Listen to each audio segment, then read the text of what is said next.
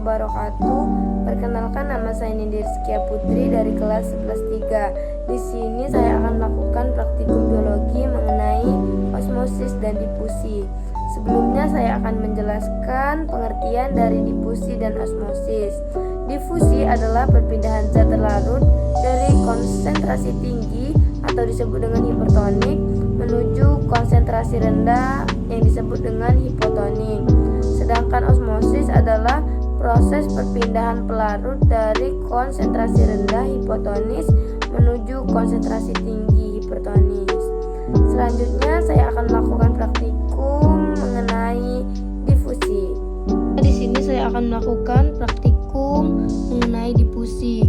Bahan-bahan yang harus disiapkan adalah teh celup, air panas, air dingin.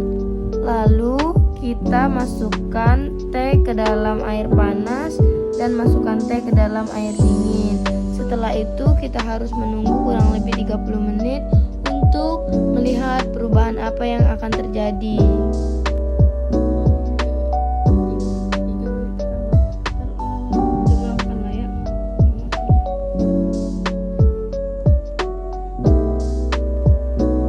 Jadi di sini setelah kita tunggu selama kurang lebih 30 menit, kita bisa dapat melihat perubahan warna pada air yang telah dimasukkan teh, dan terlihat perbedaan bahwa teh yang dimasukkan ke dalam air panas lebih berwarna kemerahan, sedangkan teh yang dimasukkan air dingin itu lebih kekuningan.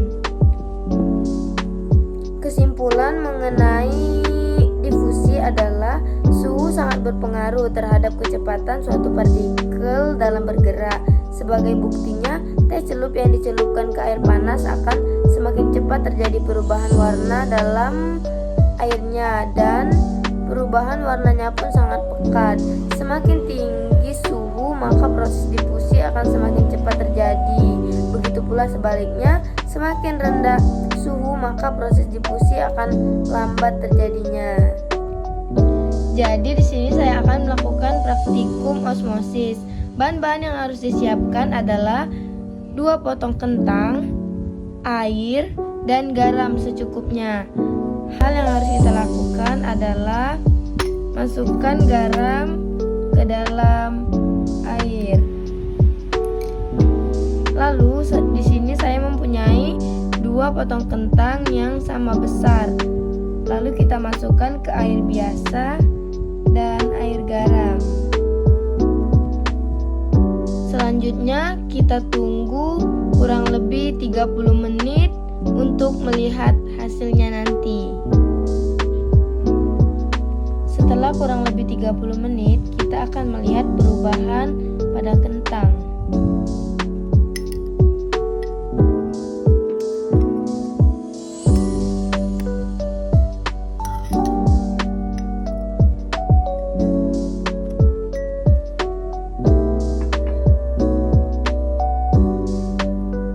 Bisa dilihat di sini kentang yang direndam dengan air garam kurang lebih 30 menit, ukurannya itu mengecil.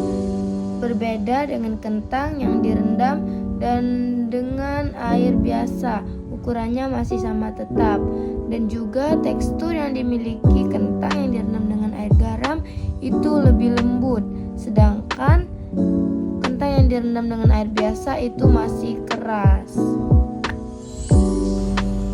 Kesimpulan dari praktikum osmosis itu, kentang yang dimasukkan dalam larutan garam mengalami penyusutan dan terjadi perubahan tekstur pada kentang yang awalnya keras menjadi lunak. Hal ini dikarenakan H2O di sekitar sel kentang lebih sedikit dibandingkan di dalam kentang, dan mengakibatkan sel kentang harus mengeluarkan H2O sehingga terjadi krenasi atau pengerutan sel. Karena kentang kehilangan air dalam sel-selnya, sehingga sel kentang mengalami penyusutan. Sekian praktikum dari saya. Apabila ada kesalahan kata, saya minta maaf. Saya akhiri. Wassalamualaikum warahmatullahi wabarakatuh.